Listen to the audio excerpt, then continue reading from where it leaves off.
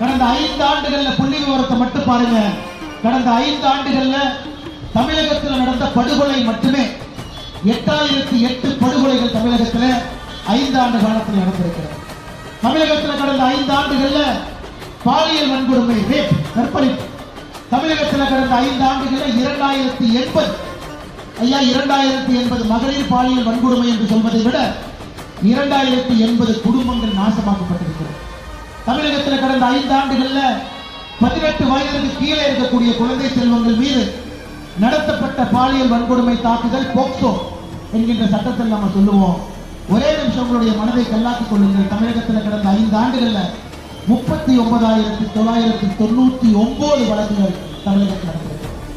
எந்த ஒரு 5 ஆண்டு கால ஆட்சியிலும் கூட இவ்வளவு மோசமான ஒரு ஆட்சியை தமிழகம் பார்த்தது கிடையாது. அவ்வளவு மோசமான ஒரு ஆட்சியை பார்த்துக் கொண்டிருக்கின்றோம்.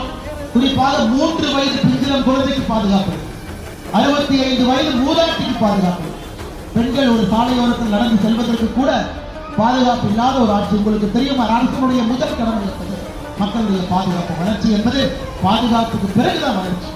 ஆனா இந்த பாதுகாப்பும் இல்லை, வளர்ச்சியும் இல்லை. ஒரு முட்டாள்தனமான ஒரு ஆட்சி 5 ஆண்டு காலமாக நடந்து கொண்டிருக்கிறது.